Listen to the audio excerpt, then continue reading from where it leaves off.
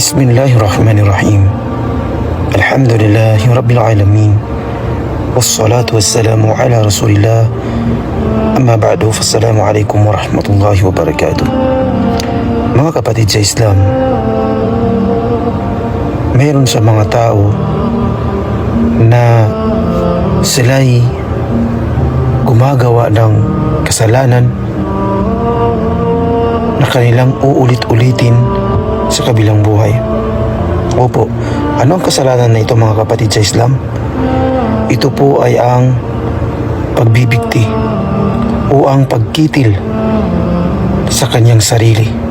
Ito po ay napakabigat na kasalanan sa Allah subhanahu wa ta'ala, kung saan sinabi ni Propeta Muhammad sallallahu alaihi wasallam, sino man ang kitilin niya ang kanyang sarili ay uulit-ulitin niya ito sa impyerno o sa kabilang buhay. Ang ganun, kung ano yung pagkitil niya, halimbawa kung siya ay kinitil niya ang kanyang buhay sa pamamagitan ng pagbibigti, ay sa araw ng paghuhukom o sa kabilang buhay o sa impyerno, ay ganun ulit ang kanyang gagawin. Siya ay magbibigti doon ng paulit-ulit. Allahu Akbar. Mga kapatid sa Islam, bakit nga ba mayroong mga taong nagbibigti? Ano nga ba ang dahilan? Isa lamang po ang dahilan. Ito ay ang paglayo sa katuruan ng Allah subhanahu wa ta'ala, gayon din sa katuruan ni Propeta Muhammad sallallahu alaihi wasallam. Sinabi ng dakilang Allah subhanahu wa ta'ala sa banal na Quran, وَمَنْ أَعْرَضَ عَنْ ذِكْرِي فَإِنَّ لَهُ مَعِيشَةً ضَنْكًا.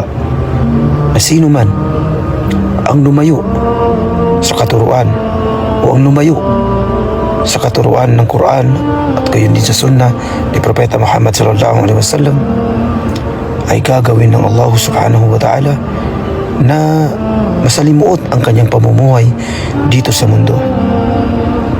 At kaya nagagawa ng isang tao ang pagbibigti sapagkat kinalimutan niya ang Allah subhanahu wa ta'ala, kaya siya ay kakalimutan rin ng Allah subhanahu wa ta'ala. At ano po ang dapat natin gawin? At ano ang sagot? O ano ang solusyon kapag tayo ay mayroong mga pinagdadaanan ng mga problema o mabigat sa ating balikat ng mga pasanin?